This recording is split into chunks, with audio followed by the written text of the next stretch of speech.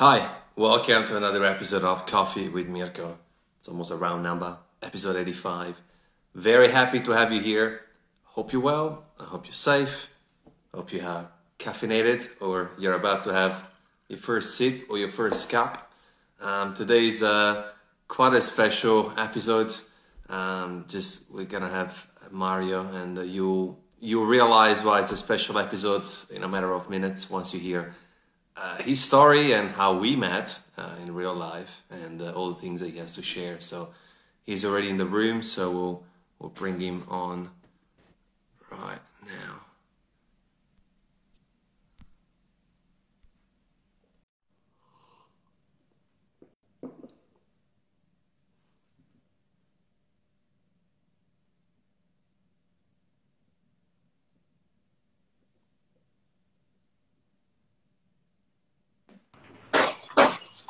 Hey, my friend.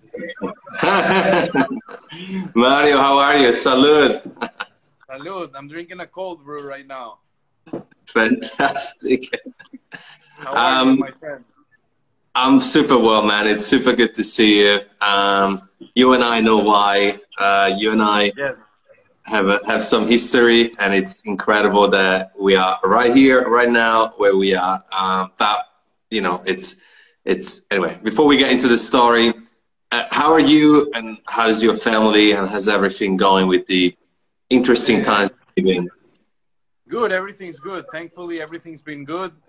Business was slow for like the 4 months, but now things are starting to pick up again. So, but thankfully, we're all healthy. Everything's good. Business is starting again, and thankfully, I'm all good. How about you? How's everything over there?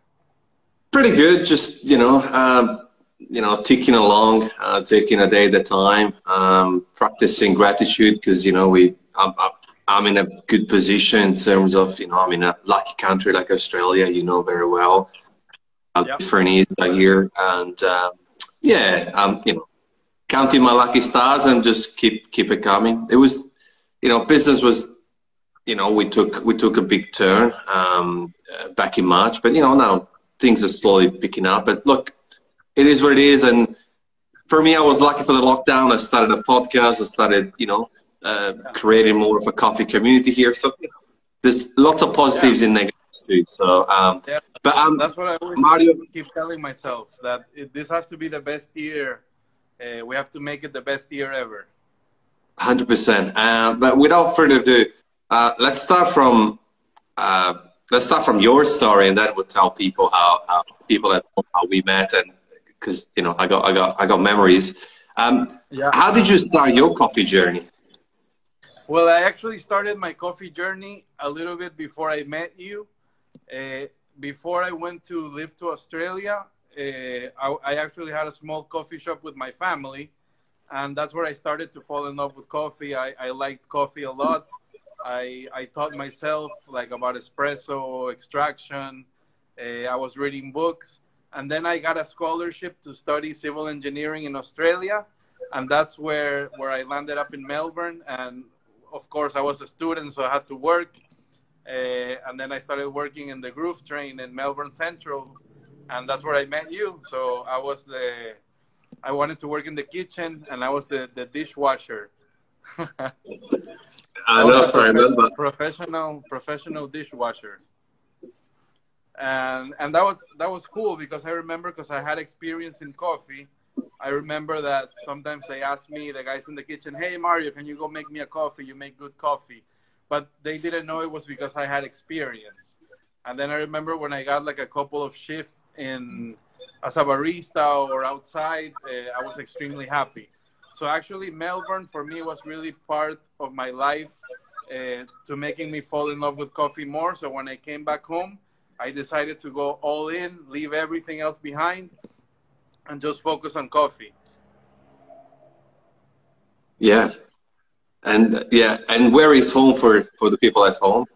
Oh yeah, for sure. Well, I'm actually from Ecuador. I'm living in Guayaquil, which is it's not the capital, but it is the biggest city in population and in business. So it's funny that we actually know each other from 2011. Can you believe it? Yeah, no, it's for the people, for the kids at home, yeah, it's pretty crazy because I actually remember, you know, those days I was back then my coffee career just started, and more or less, and I was just on a student visa working long hours. I was doing, you know, 60, 70 hours a week, you know, hustle, just because, you know, you know, technically I was allowed to work 20 hours. So let's put it out there. But you know how it is. And yeah, it was just a interesting time. It was a lot of work. And I remember me and you having interactions, and I was listening to you, and you were always asking questions around coffee as well. And you know, you're like, I love coffee, but I didn't put the dots together. Like, I was like, oh, you know, like he likes coffee, and God, I was doing a bad job back then with coffee. Because coffee wasn't the centerpiece. It was more about moving cash. It was about, you know, making cocktails and sells alcohol, and upselling, cross-selling, and selling food. Food was a big thing back then. But it was a good experience. I remember still, you know, people like Dylan. Is that a cerveza, Gary? It looks like a cerveza, but it's a cold brew. This is my brand back home. Funny, Gary. Yeah, so we were like beyond the bar. I remember me, Dylan, the American guy, who just playing around, like opening caps of beer and kicking them with the bottle opener. It was a good time. And then, like you said, it's incredible. Like 9 years later, you are, you know, full into coffee. I believe that you flew to Italy to form yourself. But for me, the most fascinating part of this, aside from the fact that you and I met and we just took, you know, certain paths of lives, is that you were like, hey, I'm going to become an engineer. And something happened and you were like, nah, you know, thank you very much, mom and dad, or thank you very much, university. I'm following coffee. Like, how difficult was for you doing that process and sort of like, you know, drop everything and go with the flow? I'm going to my answer is going to be a little bit confusing, but it was extremely hard and at the same time extremely easy. It was extremely hard because everyone didn't understand what I was doing. Everybody was asking me like, what the hell are you doing? Why are you going to work in coffee? What can you do in coffee? What's there to do in coffee? And I got a lot of right now, everyone's like, oh my God, you're so cool. You know a lot about coffee. I can't believe you're a trailblazer in coffee. But I mean, I've been in coffee like a little bit over 10 years. And I would say probably my first 7 years, nobody understood what I was doing. Nobody knew why I wanted to work in coffee. That was the hard part. But the easy part was that I was extremely convinced that there was nothing else that I wanted to do in life. Nothing, no one was going to take me out of my path. And that's still how I feel today. It's amazing. I think it just goes to show that truly willpower is just so powerful. You know, it's like the strong sense of wanting something, and the way you did it. You know, like you defeat all the odds. I mean, like we were saying in the beginning. You know, like with all respect for what we were doing, but you know, you and I started really at the real bottom. Like, and many people don't hear that part of the story, you know, like you hear winning the World Barista Championship, you hear, you know, roasting awards, you hear farm awards, you hear about degrees. Yeah. Really, you and I started from the bottom. I remember, you know, big Friday nights where, you know, you had piles of dishes to, you know, hand wash and you know, like the pay was what it was without, you know, obviously putting anybody into awkward situations, but you know, it was good for maybe you and I, for, you know, compared to maybe other countries. Well, not really, even for me, to be honest, but we started from the bottom, and now you are where you are. So speaking of which, to give some context, what are you currently doing at the moment? Well, I'm actually doing a lot of things. Like after I came back to my country of Ecuador after Australia, I finished my degree. So I'm actually a civil engineer. but I don't work in engineering. I started working in a big roasting company where I started learning, I started teaching, I started roasting, I started cupping. And then eventually in 2016, I won the National Barista Championship. So I actually went to the 2017 World Barista Championship in Seoul. And well, I didn't do great, but one of my goals is to eventually go back and at least be a finalist or maybe win it. But more than that, I've actually gotten a lot of accomplishments in coffee. For example, I'm a Q Arabica grader. I'm a Q Robusta grader. I'm also a Q processing professional. I did a master's degree in coffee, which I actually did in Trieste, which is your hometown. And I remember not far, but yeah. I remember that. No, I love Trieste, but I remember that when I looked the master's degree and I saw Trieste, I was like, I've heard this somewhere before. And then I remember that I was with you. You told me like, hey, I'm from Italy. I'm from Trieste, but I didn't know where Trieste was. Look, to be, just because technically I'm from Trento, which is not far from Trieste, and the word is very similar, but still super close, my friend, super close to me. And Trento, yeah. It's still close to my heart. And yeah, I know you. I remember I saw you on Facebook, and I'm like, wow, this guy is in Italy, all the way from Ecuador. He was in Melbourne.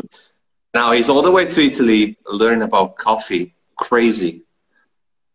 No, yeah, for sure. And right now I have a school, a coffee school over here in my city, and I also have a specialty coffee brand.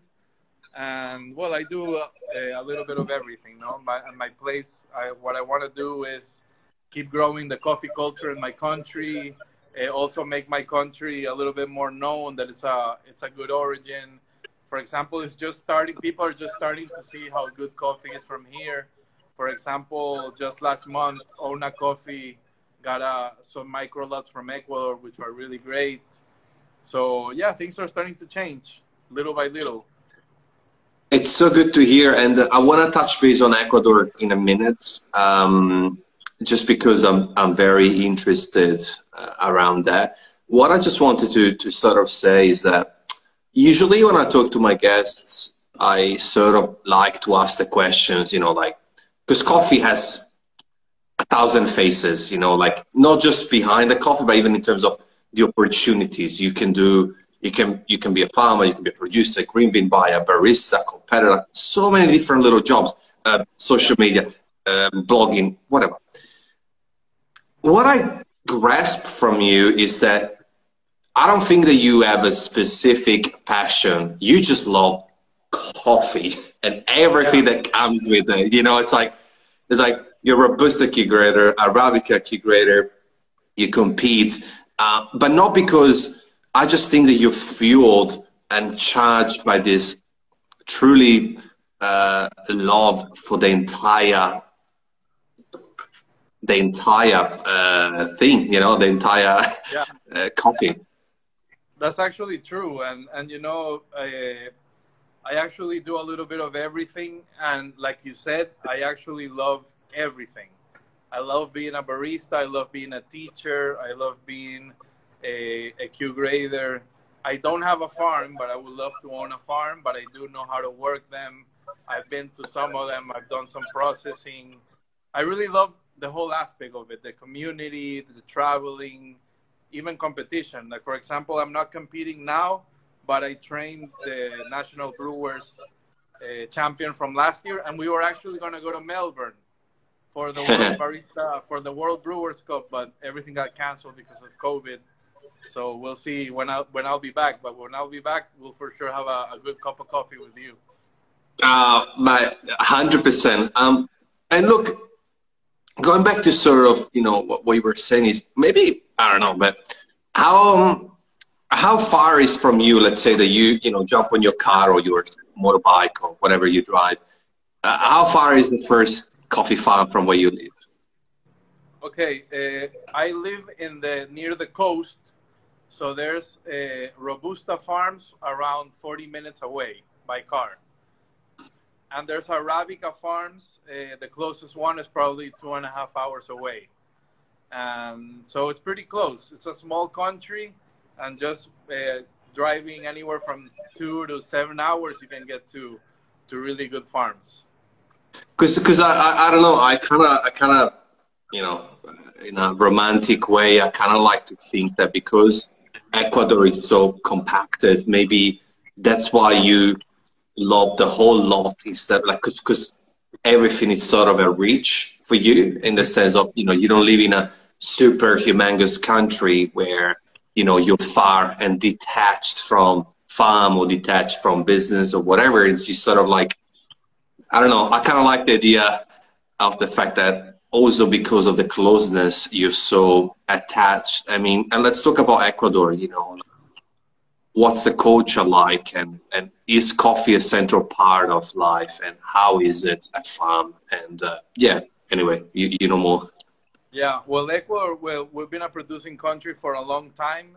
We've actually started producing less coffee in the last 10 years. For example, around 20 years ago, Ecuador was producing 2 million bags. Now we're producing like 250,000, which is almost nothing. But things are starting to pick up again. So we're starting to get a little bit more of a coffee culture. People are getting more interested in coffee. There's new coffee shops, new coffee brands, and things are starting to pick up. But it's a long way. It's no Melbourne. It's no Japan, Tokyo. But we're getting there slowly but surely. Yeah, it's good. And how is, in terms of like life there, in terms of like, you know, the the people there? How, is coffee, you know, something that people are obsessed with, something that, you know, it's like a central part of life? Is it, you know, do they drink a lot of coffee? Because I can't travel at the moment, so I want to travel with you, so to speak, Yeah. to understand more. Yeah, for sure. Well, coffee here, there's a big coffee shop that's kind of like the Starbucks or the Gloria Jeans, which is called Sweet and Coffee. They actually have over 100 coffee shops. And over here, coffee is like a really social drink. I know in most of the world it's a social drink, but over here, people really love to sit down, have a coffee with something to eat, maybe like a cake or a dessert, and basically just talk. For example, in Italy, it's mostly like, you know, have an espresso, drink it fast and go. And in Australia, it's almost like that as well.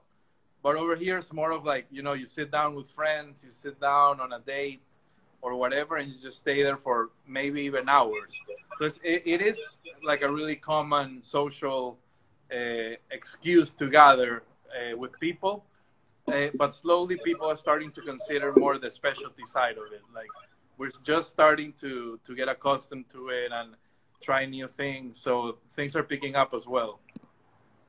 And what about, I kind of want to a little bit dig deeper. What about the, you know, the abuelitas, you know, is it, what about at home, you know, like, is it like at home in Italy? Because, you know, in Italy is, I remember always my family, you know, it's like, I wasn't drinking coffee back then, but, you know, end of every meal, it's like, you know, depending on how many people in the room, it's like, cafe, cafe, cafe, cafe. And it's like, okay, it's 6. I need to pour a mocha pot for 6. Then I'll grab the big one. Yeah. Like how is it, you know, do you have any childhood memories around coffee, and how is it the home consumption side of things in terms of, you know, how it is?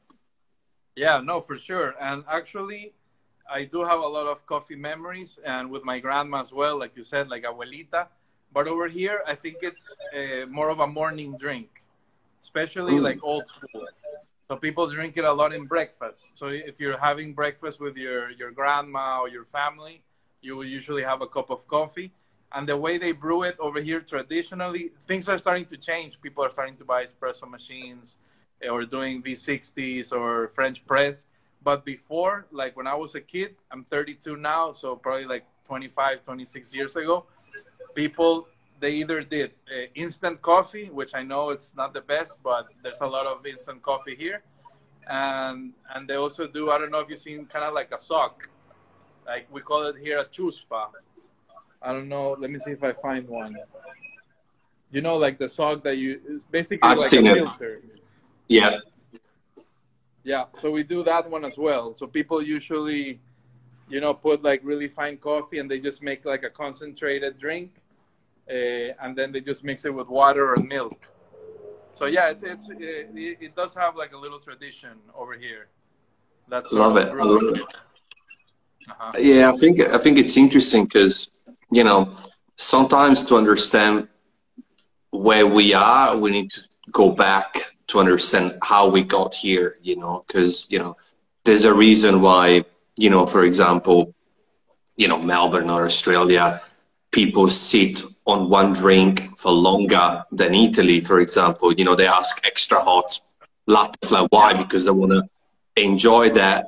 But then the opposite happens with food, where here, you know, it's starting to change, but here is quite the opposite. Like they sit longer on coffee, but they sit or don't sit at all with food, and it's a takeaway, so to speak, or eat fast to go back to work. Yeah. Where in Italy is the opposite. I remember when I got my first office jobs, it was like, you know, lunch, we would sit down and have 2 courses plus dessert, and we sit down for an hour. Like the lunch break is long in Italy because we have much more of a slow food kind of culture. So I think that culturally, we're so entangled with how we grow up, and it impacts as well the way we drink coffee, how we drink it. We recently had a global coffee table virtually, and it was beautiful. And we were discussing, at some stage with Ann Cooper. She used a particular word, but basically the cultural differences of our palates. Because, for example, you know, I don't know how strawberries taste in Ecuador, if you have any, but compared to Italy, compared to Australia, and you know, that already changes. Or I'm sure you have certain type of tropical fruit that I never tasted before. Therefore, our palates, you know, even our palates are influenced by our culture, which is super interesting. So thanks for sharing the Ecuador style coffee. For sure. And in terms of farms, you mentioned that Ona started to buy some microlots. How is coffee? What sort of coffee varieties, and what do you love the most about coffee from Ecuador? Well, it's actually it has a lot of potential. For example, over here is where we developed the Sidra variety, which is world famous now. So, you know, it's won a lot of championships, prizes. So it was actually developed here in a lab. So it's the Sidra variety. It's actually from Ecuador. We also have Típica, we have Bourbon, Caturra. So what's really interesting, if you see like the history of the varieties, is that Ecuador has a lot of like really good quality varieties. For example, we have the Típicas, we have the Bourbons, we have the Sidra, we have Típica Mejorado, which is like a better Típica variety. In comparison to, for example, Colombia, which they took all of those varieties because they were susceptible to disease, and then they changed it for Castillos or Tabis, which are good, but they're not as good as maybe like a Típica or a Sidra. Of course, we have less productivity, but it's higher quality. So it's really cool because, for example, Yu Young has come to Ecuador. I've seen her over here, and she buys coffee for the championships here in Ecuador. Juan Peña, I don't know if you've heard of him. He's won for 2 years straight best coffee producer in the world, supposedly, in the Sprudge Award show. And you're seeing Sasha Sestic. He came last year. So Ecuador is starting to finally get its place. People are starting to wake up to see the potential. And not only that, but also we have, I don't know if Mirko, if you've ever had a good Robusta. We actually have really good Robustas. For example, the person I coached to win the Brewers Cup, he was the first person in the world to win a national championship with a Robusta coffee. Wow. I mean, I haven't, but I don't discriminate in the sense of like, I don't think there's anything wrong with it. I just never had that experience, I suppose. So I actually don't think aside from Italy, because I started drinking coffee just in Australia. I never drank coffee in Italy. And when I went back a couple of years ago, I drank a few, espressos here and there. So that was my first probably Robusta I've ever drunk in my life, because here in Melbourne, it's actually quite hard because I don't go to, like, it's hard for me to find a spot where I could drink high quality Robusta, but I'll be very interested to try for sure. And Yeah. how does it make you feel, as an Ecuadoriano, like the fact that Ecuador is coming into the zone and under the spotlight? Like, you must be super proud. Yes, I'm super proud. I think it's time. We need that because we are dependent on getting people. I don't know if it happens I know it happens in other countries, but over here we're always looking for that approval from outside. I am trying to change that mentality because I do want our people to be proud of our professionals, of our coffee.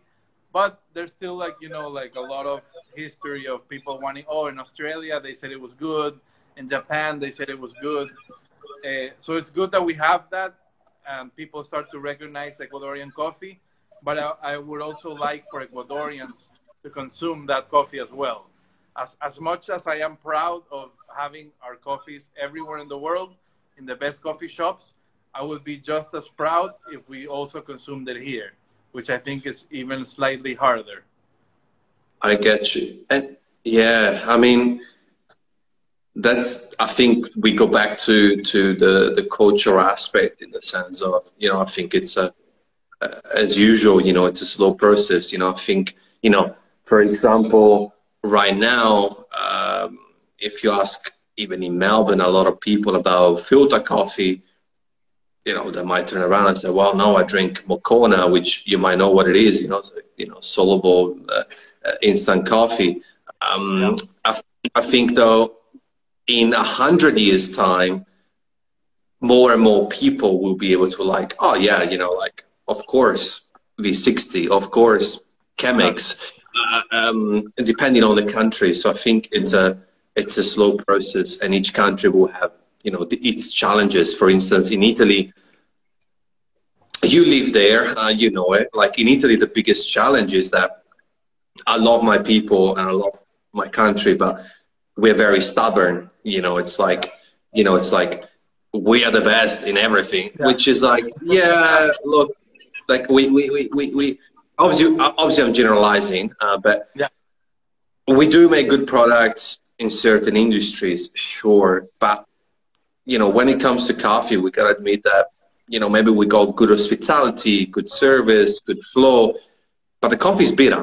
There's nothing wrong with bitter, I get it, but when my parents visited here last time, it took me so long to explain them that if you need sugar in it to drink it, it can't be that good, really.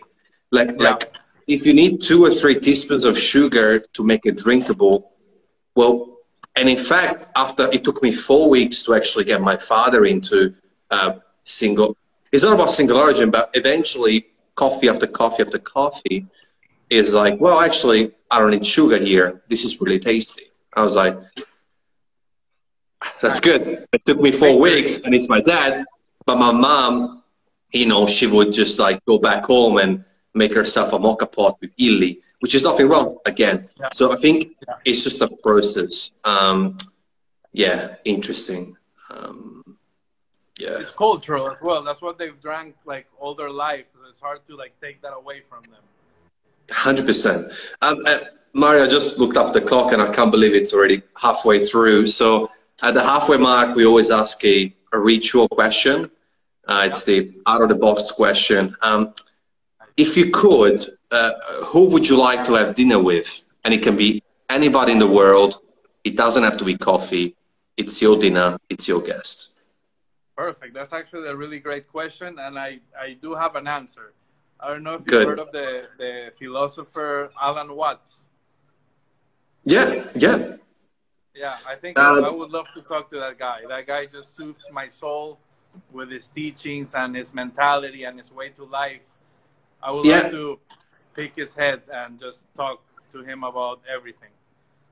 Yes, there's I know only one of his what they call the farmer one is beautiful. I The remember Chinese and the farmer. The Chinese yeah, the farmer. Chinese farmer. Yeah, yeah, the Chinese farmer is definitely, yeah. I had to stop now because yeah, it's a good reminder. I think I'm gonna listen to it after this, and for the people at home re-listening to this as a podcast, just go on YouTube, The Chinese Farmer by Alan Watts. It's an incredibly short story, and God, I haven't heard it.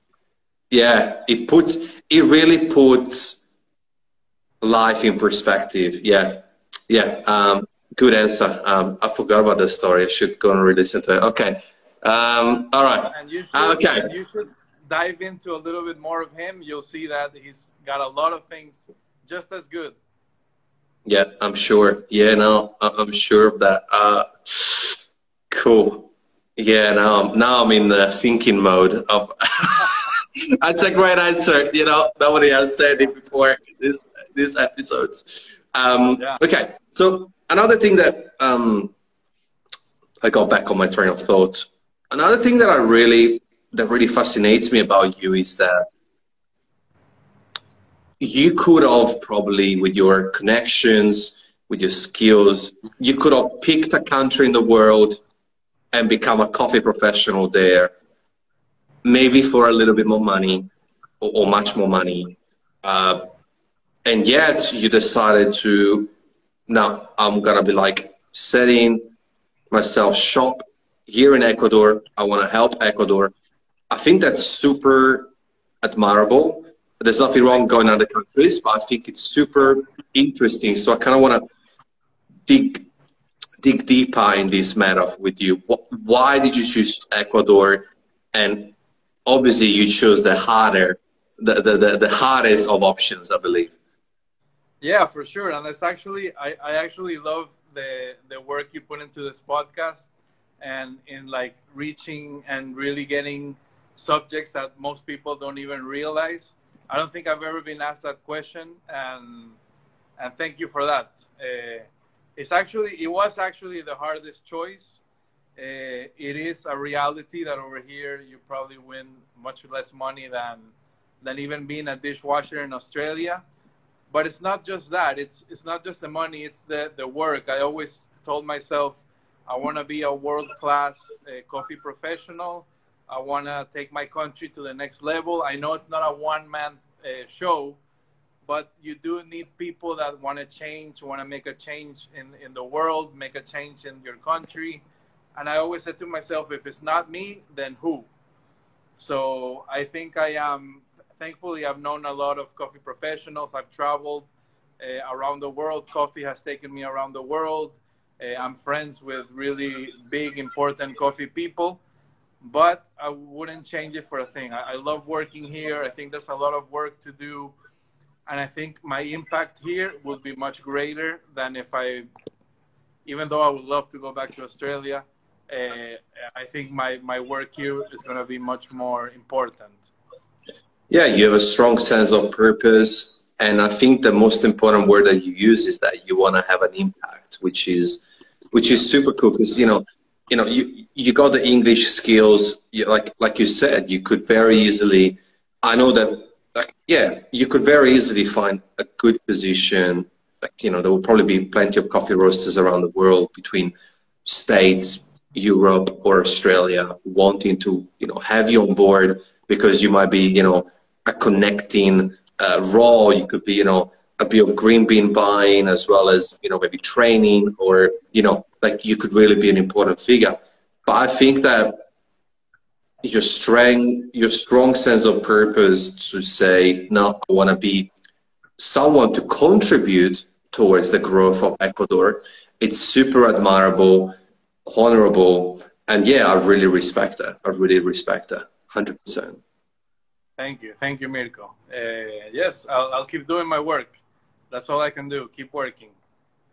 Yeah, and there's obviously other peoples around the world. I think about Raul in El Salvador. Where they're like, well, obviously this is a coffee producer, but still I love to see that people are, you know, entangled, but in a good way, truly connected with their land as well. I think you really must have a sense of belonging in Ecuador as well, which is a contributing factor to say, no, no, no, no, this is home, and this is where and for who I want to work is for my people, and it's beautiful. Speaking of people, people is the number one factor around coffee. In any direction you look, there's people. Up, down, left, right, in front, behind, it's people. Whereas having coffee with people, whether it's the people behind the roasted coffee, but the people that I want to talk about is the people of Ecuador when it comes to coffee farming. Tell us a bit more about, you know, the conditions, or, you know, what happens. Is it more seasonal work, or is it more, you know, like how it's, I know it's always seasonal work, but how does that look like, that farm life, and how is important for the rest of the world, because your message is to spread the Ecuador message. You know, you're the news reporter of Ecuador's coffee to the world, so that people can respect even more the work that goes behind each cup of coffee. Yeah, for sure. Well, over here in Ecuador, most of our coffee farmers are small coffee farmers. They usually employ a lot of people around the neighborhoods. So it's a lot of social work. It's a lot of, what I really love is especially the bigger farms, which are not that big. For example, a big farm here in Ecuador is probably going to be like 20 hectares, whereas in Colombia or in Brazil, it would be 200, 500 hectares. But over here, the big farms, which are like 20, 30 hectares, I really love the work they do, because they employ people from around the neighborhood. They build schools.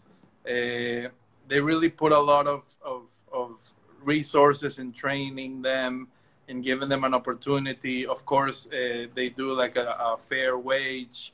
You don't see, for example, I went to Central America, and there's one thing that I didn't like. Of course, I'm generalizing, but I did see a little bit of like child labor. And over here, it's you don't see that too often, or if not, probably I haven't seen it yet. Hopefully I don't. But I do think like people are starting to get more involved. People are really starting to get proud. For example, we were starting to have a problem that the younger generations didn't want to continue the work in the farms. They want to go to the city. They want to have a business.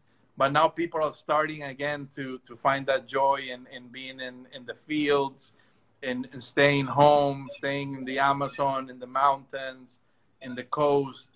So there is like a shift that's starting to happen. So I think it's, like you said, it's honorable, and that's the work we do. Even if you're a barista or a roaster, you're making people conscious about coffee, and that translates back to the farmers and back to the people that really need the most help. Thank you. I think you're absolutely right, and it's not about generalizing. I think it's about, you know, there's a lot of big elephants in every room, and sometimes we just need to say them, and, you know, say it out loud is a bit scary, but you know, if we don't hear it, we don't know it. So if we hear it, it's our choice to turn a blind eye, or to actually do something about it, or at least acknowledge it. So no, thank you for sharing what you witnessed, because, you know, most people in Australia, they will never go to origin. Yeah. That's the reality. And not just the people who, like, I'm talking about people in the industry. Like, I know a lot of baristas who want to go to origin, but they don't got the opportunity. So, you know, it's important that, you know, share what you have to share. And when it comes to work, because it's a bit smaller farm, as you were saying, is a sort of a reality where both producer farmers as well as pickers have more than 2-3 jobs, or do they do something else with the land?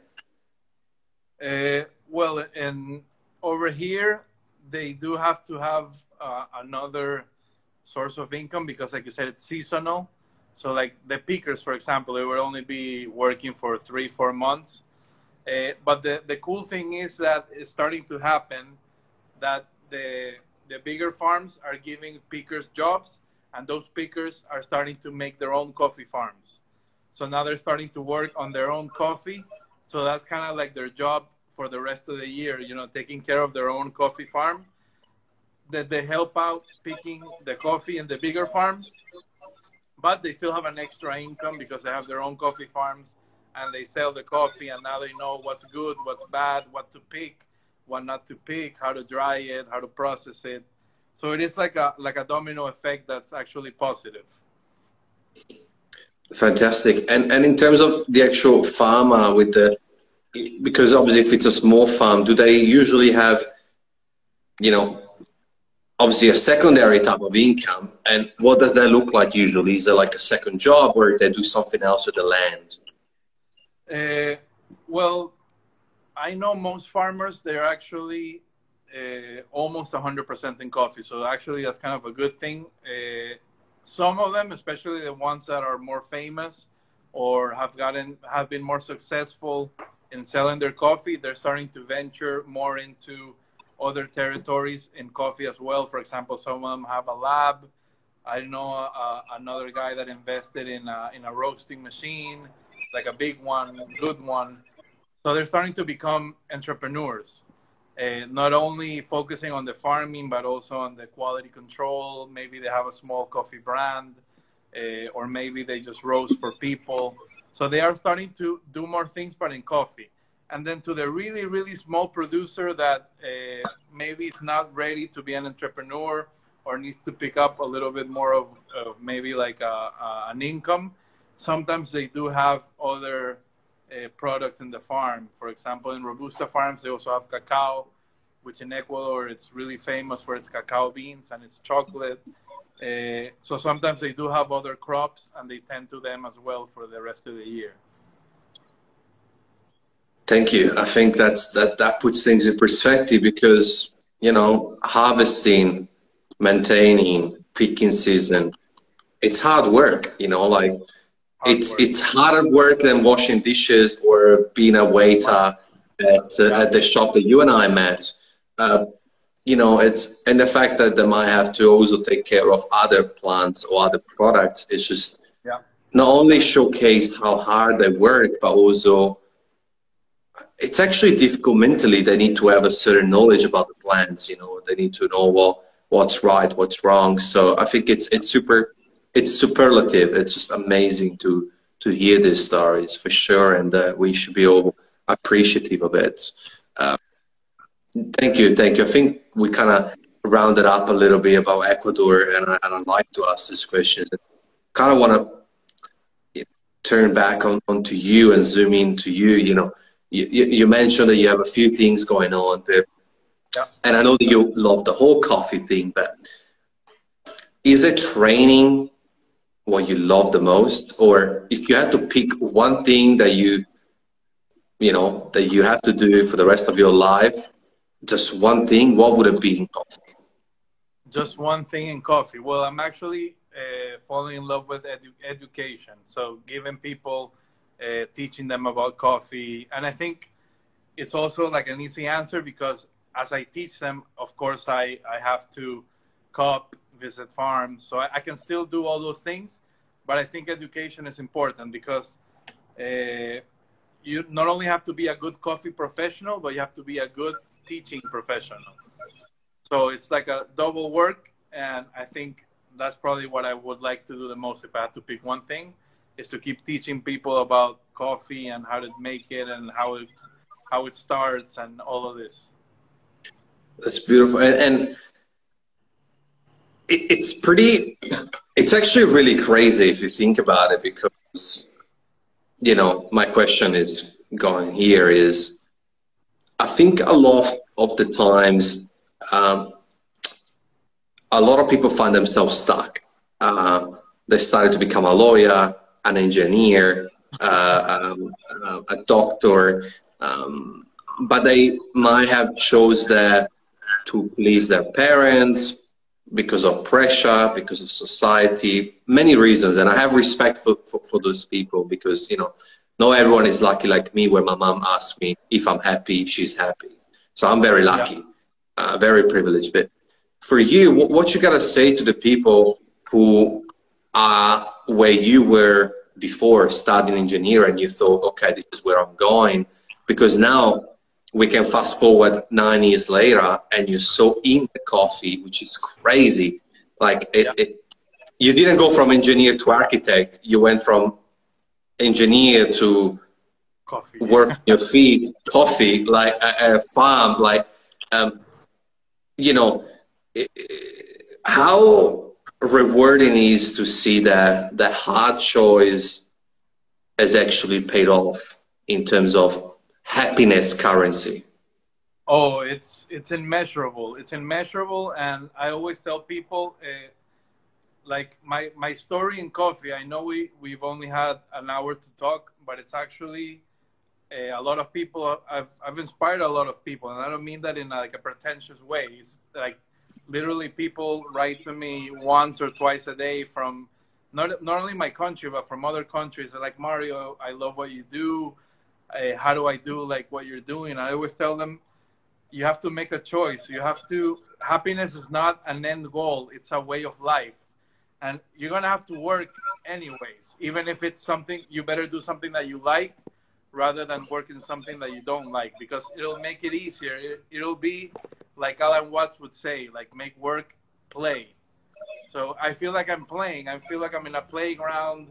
I feel like I'm happy. I can work here 18 hours a day, and I don't feel like I'm working. So I think people have to do what they really want to do. And that's another one that I got for you. You should watch an Alan Watts video. It's called What If Money Was No Object? So that's actually a really good video, and we can talk about it later, but he basically says, what would you do if money was no object? So if money didn't matter, what would you like to do? Would you want to be a painter, a writer, a barista? And then he says, well, you do that. And I think that's what people should do. People should do what they want to do, because that's the only way we can process and get more like love in the world and do things right. I think when you start to cut people's will to like do something great, that's when you start seeing problems, and people are maybe depressed or they're not entirely happy. So I think it's good to go all in. I like it. And I think to add to that, excuse me, I think, you know, obviously there's certain parts of the world that they don't have a choice or an option. So obviously we're, you know, just to contextualize. But I think that in a lot of Western countries, especially, you know, it's like, you know, I get it, you know, people got to pay their rent, their bills, their expenses, but eventually there are options. Eventually we live in this fast-paced world where you can go to, you know, interview someone who does garage sales, and they, you know, they resell things, and it's very, very interesting. You know, you can actually make a little bit of a little side income to sustain yourself, or, you know, to help yourself to achieve what you want to achieve. And look, you were working just as hard as me back as a dishwasher when I was up in bar at William Chimney, well, group train when it started with you. And it's just, it sucked. It really did. But we made it work. Yeah. So, sure. You know, it's just, I just think that patience is probably something that gotta be mentioned, because we live in such a fast-paced world. You know, like every year is a new iPhone 12, iPhone 13, iPhone 14, whatever it's going to be this year. You know, I think that it's so fast. Everything happens immediately. Look, you and I are video chatting each other, real life, real time. But reality is that for you to get to where you are, it took you 7 years, not 7 minutes. Yeah, and sure. I think in order to be patient, you got to enjoy the process. Yeah. No, I concur with what you say, and yeah, I know it's hard. It's hard for people to make a choice, especially if you have people that depend on you, you have bills to pay. But I do think you have to make the choice. I mean, I'm not saying like jump out of a bridge and leave everything behind, but I am saying that you know, like you said, you know, make a little, keep your job, but you know, when you get home, instead of watching Netflix, like build your brand, do a good coffee, or paint that painting you want to paint, write that book you want to write. It's just a process, for sure. 100%. Mario, it's been a real treat. This was mostly for us because we know each other. I think that we still added value to the people at home, but I think for me it was special to talk to you also because we haven't seen each other in, I don't know, eight years probably, or something along there. Yeah. And it was special. So thank you first and foremost. Before I ask you the last couple of questions, Evelyn asked, are you from Australia? Well, I am. As in, I am in the sense of I live here, but I'm originally from Italy. Mario has lived in Australia, but is now back in Ecuador. And which coffee do we like the most? And then I can't see the rest of the question because Colombian or Ecuadorian, I think it says. Oh yeah, here we go. Well, you can answer that first, but that's easy for you. Well, I actually love all coffee. My philosophy is coffee gives a lot of people work. I think it's like millions of families. It's basically a beverage of the world. So I love all coffee. That way, I can't say one is better than the other. But of course, I have Ecuadorian coffee in my heart because I'm from Ecuador. 100%. And I think my answer pretty much is the same. I think that, and also coffee, the reason why also that question is hard to answer is because coffee has so many variables. So, you know, how it's being roasted and how it's being brewed, with which water, with which method and recipe plays such a huge role in it. So at the same, you know, maybe, you know, that Colombian coffee could have been better than the Ecuadorian, but the Ecuadorian is better because it's been brewed or roasted better. So it's just a, but I appreciate the question, Rennie. Thank you. I think it's difficult to answer, but the short answer is I love all coffee that makes me smile, and it doesn't have to be a fruit bomb. It doesn't have to be anything other than, you know, non-bitter, good, enjoyable. And you know what? I had the best coffee the other day because finally we're allowed to have one person per household with the lockdown. And my friend doesn't really drink too much coffee. He just drinks his coffee with milk. And we were just about to order some dinner, and he said, "Oh, actually, let's have a coffee." And I was so happy. I took out my V60 and I started making this beautiful coffee. And I was like putting so much, and then we enjoyed the coffee together. That was the best. But because of the experience, I forgot what coffee I was drinking almost. Yeah. Anyway, exactly. Mario, we got 5 minutes left. I just ask you the last question before I let you go. It's evening there, and thank you so much again. Ultimately, Mario, what's your personal coffee mission? My personal coffee mission. Well, actually, I have a life mission, like a motto, and I also have a personal mission. Well, my life motto is actually from a book that I read a long time ago. It's called La Vida por un Mundo Mejor, which translates to Life for a Better World.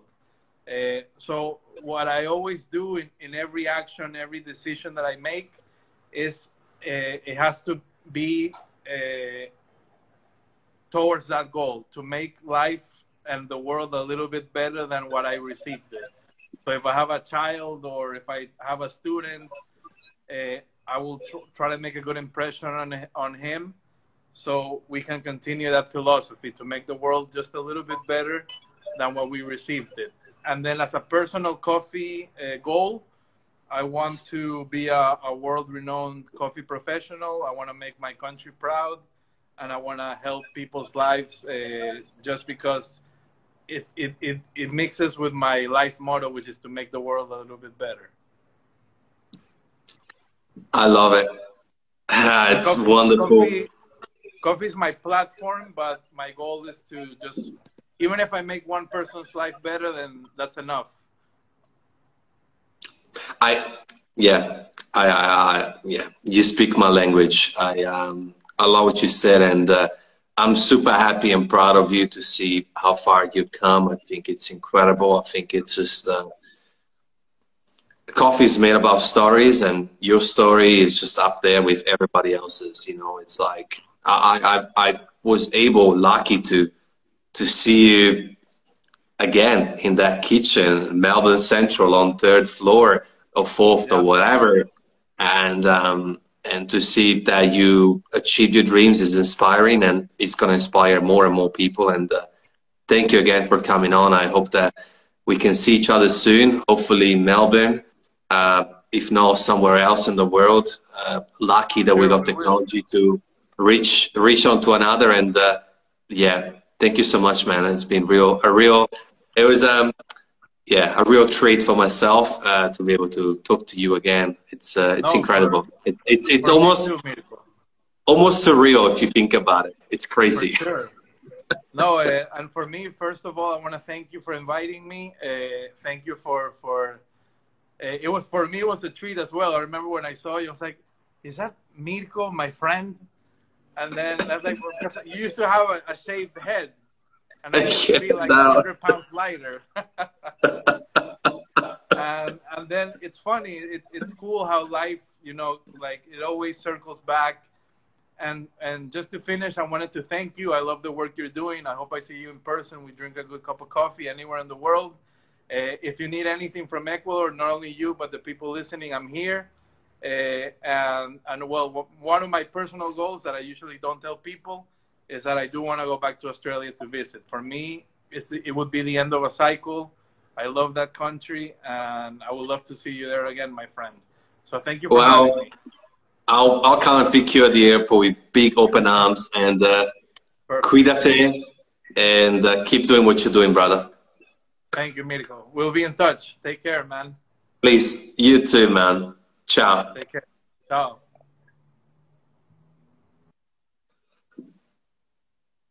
Ah, man, that was so nice. Thank you all for sticking around. I know it's 9 a.m. and it's not the usual time for the podcast, but obviously time zone played a role here.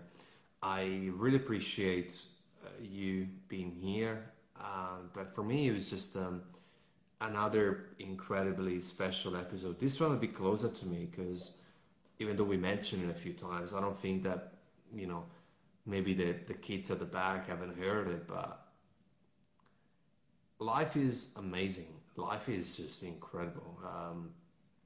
This is real life stories.